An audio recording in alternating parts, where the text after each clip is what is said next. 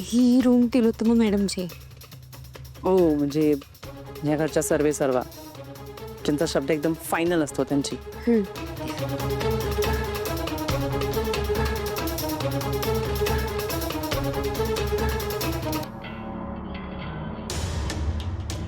Shivani, what a pleasant surprise. इथे कसे?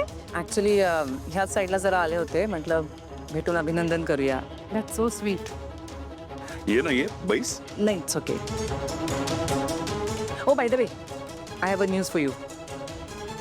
तुमचा मुलगा सोहम आता माझ्यासाठी काम करणार आहे आणि म्हणूनच तो लवकर लंडनला जाणार आहे. Oh really? नाही, of course it's a good news. असं म्हणतात ना, पिकतं तिथे विकत नाही. हे अगदी बरोबर आहे. त्याला सुद्धा कळू दे बाहेर जाऊन किती कष्ट करावे लागतात, किती कामं करावी लागतात ते. आणि हे तू केलंयस ना, ते मला आवडलं. काय माय प्लेजर. बरं, गमतीतच पण एक गोष्ट विचारते. एवढ्या लहान वयात एवढं अचीव्ह केलंयस तू आणि एवढ्या कंपनी सुद्धा टेक ओव्हर केल्यास. आमच्याबद्दल असाच विचार नाही ना तुझा?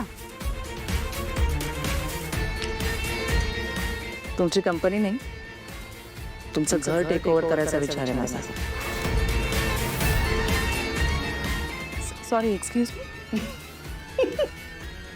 Just kidding, look at your face. Sorry, घाबरलेच मी. येऊ? नाही नाही, तर मी तुला घर दाखवते. चल. Oh please don't bother. सावली आहे ना, ती दाखवेल है ना. ठीक आहे, त्यांची काळजी घे व्यवस्थित. हां, आणि चहा पाण्याचं बघ त्यांच्या.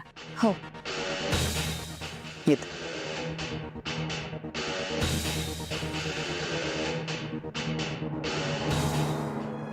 किती चांगली मुलगी आहे ही. साधी सुद्धा. आणि काय काय ऐकलं होतं हिच्याबद्दल. कसं असतं नाही, फक्त अभिनंदन करायला आली होती इथे. काय तिलोत्तमा, पहिल्याच भेटीत कोणाबद्दलही मत बनवणं याला काही अर्थ नसतो. विशेषतः ती व्यक्ती जर राजकारणातली किंवा बिझनेस मधली असेल तर मग तर नाहीच नाही. मला कळतंय तुमचं काय झालंय ते.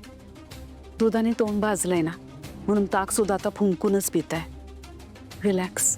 असेल कदाचित, काय करणार, परिस्थितीच अशी आहे. अरे यार, एवढी मोठी व्यक्ती आपल्या घरी आली आहे आणि आपण तिचं स्वागत पण नाही केलंय.